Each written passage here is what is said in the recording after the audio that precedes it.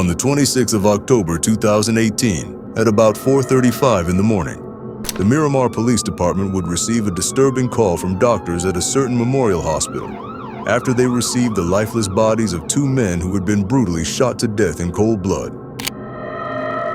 Both men happened to be YNW Juvie and YNW Sackchaser. They were both rushed to the hospital by their friend, YNW Bortland, who was the driver of the said vehicle they both died in. Bortland would later describe to investigators that the incident occurred as a result of an unfortunate drive-by shooting. This would start up a series of investigation, and after months of digging the case, it was found that the story Bortland was telling was false, and the actual shooter was Jamel Demons, who we all know as YNW Melly. Jamel was found to have been in the car on the night of the incident and was later dropped off halfway after committing the murder, while Bortland proceeded to take the lifeless body of their friends to the hospital and stage the story of the drive-by shooting to cover their crimes. Both YNW Melly and Bortland would later be arrested and charged for the murder of their friends. And this will leave you asking, what truly happened that night? Will this story take a deep dive into it all? But to understand why Melly would murder both of his friends, we first need to take an exclusive inside look at the criminal history of YNW Melly. YNW Melly was on his way to becoming one of the next biggest stars in hip-hop. Melly's melodic style of hip-hop gave him the cosigns from some of the top rappers in the game such as Future, Young Thug, and many more. Melly even managed to get a feature from Kanye West for his song Mixed Personalities, which has almost 70 million views on YouTube alone. But even with such a bright future ahead of him, YNW Melly just couldn't stay out of troubles. Though the violent murder Melly committed on that day wasn't all that new to him. Jamel Demons was born on May 1st, 1999 in South Florida. He was raised by a single mother who gave birth to him when she was only 14 years of age. He never knew who his father really was all his life. Growing up in poverty, Jamel watched his mother struggle for the basic necessities his whole life, and this would spark up the fire for him to become successful and take his mother off the hood. In kindergarten, he would meet Christopher Thomas Jr., who we know as YNW Juvie. They lived in the same area and would later become longtime friends. By the time he was 9 years, Jamel would experience his first encounter with a weapon. He was at his uncle's house one day after school and found a .22 revolver under the couch. Curious to find out what it was, he took it outside and managed to fire a shot. This would render him unable to hear for weeks, and although this should have scared him, but it didn't. He loved it and took the gun everywhere with him, including school. At just 9 years old, he no longer played with toy guns. He handled the real ones. This would lead to him committing his first crime as a kid, but we would get to that in a minute. While growing up in the hood, his mother tried her best to keep him right. But you see, Jamel had a problem. He later began associating himself with the Bloods in the area. But unlike other kids, he knew he wanted to be great. And so his love for music started growing. He often found himself listening to Chris Brown and Michael Jackson, singing and dancing along. And he would later begin telling everyone in school he wanted to do music seriously.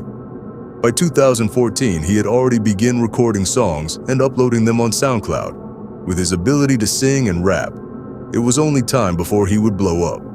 He would later take up the name YNW Melly, and his friends Juvie, Sackchaser, and Portland would all come together to begin the YNW group. Though they didn't get the recognition they wanted, but it took a lot of consistent efforts before the world would recognize their talent. While chasing his music career, Melly would continue to grow in the street and began committing crimes. On October 19, 2015, at around 2 p.m., Melly pulled up near his high school with a semi-automatic rifle, and for some unknown reason, he fired shots at 3 people standing a block away. Although he fled the scene and tried to ditch the weapon, he was later caught and arrested. He was charged with 3 aggravated assaults with a deadly weapon and 1 count of discharging a firearm in public. He was later sentenced to a year behind bars. This early crimes would begin what he described as a split personality, having 2 humans in one person, which he called Melly and Melvin. While in jail, he would continue to write songs as the passion for music grew even stronger. He would write down the lyrics for his breakthrough songs, Murder on My Mind and Blue Balenciagas. He released a few of his songs he already recoded while in jail, and he was prepared to release new songs after his release. Shortly after his term behind bars, he recorded and released the songs Murder on My Mind and Catching Feelings. In 2017, he began to gain a small following that was growing every day. Murder on My Mind wouldn't initially go viral, but it amassed over 1 million views online, and it started to grow more popular over the coming months. By 2018, YNW Melly was becoming a household name. He had multiple Billboard charting songs and was catching the attention of the whole music industry. Collaborations with musical veterans like Kanye West was making him look like the next big thing. His mixtape would go certified gold and Murder on My Mind would go 5 times platinum. YNW Melly's second arrest occurred on June 30th, 2018. According to authorities, YNW Melly and his friend YNW Bortlen were arrested and charged with possession of marijuana and possession of a weapon or ammunition by a convicted felon and drug paraphernalia. The weapons charge was later dropped due to insufficient evidence, and the drug charges were also downgraded to misdemeanors, according to court records.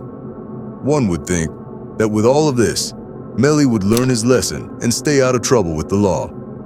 Unfortunately, you can take a boy out of the street, but you can't take the streets out of the boy.